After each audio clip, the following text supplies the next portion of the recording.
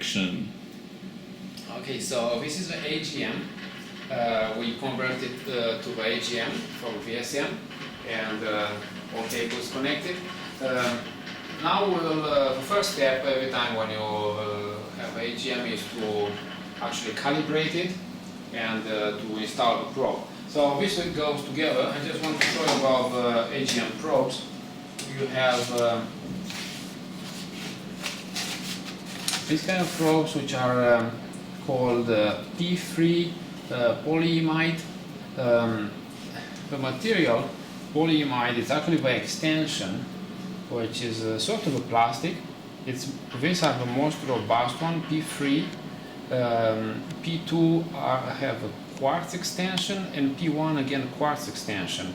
The difference between these probes is that the weight of a sample you can measure with them. P1, let's say, will take a very light sample, something like 50 milligram, while P3 will take 150 to 100 milligram. So being the most robust is the default choice you will receive. You have one which is parallel and another one perpendicular. Unlike VSM, the AGM does not rotate. So you can either put your sample with, I don't know what preferential direction, parallel or perpendicular to the field. I think it's interesting for us. For this sample, doesn't depend parallel or perpendicular because it's a sphere. But let's just use a parallel, and you will put a sample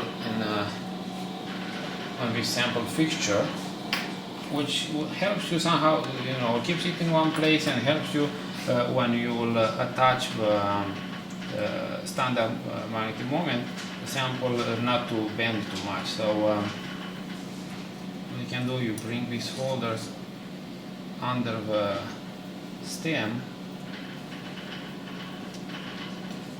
just to make it a bit handy. See? And we can tie it down.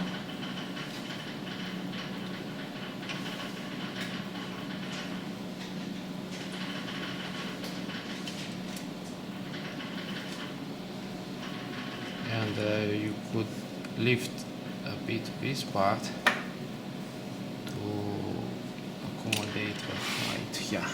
Okay? So you can arrange this in any way you feel more comfortable with. The idea is that if I press on a tip here, it won't go too far down. It will actually be supported. Just like for VSM, we use a vacuum grease.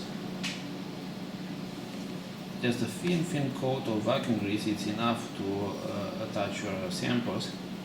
Don't put too much because you will increase the mass, and when you increase the mass, you add more inertia, let's say that is, to the sample, to the probe, and therefore you reduce your sensitivity. So we don't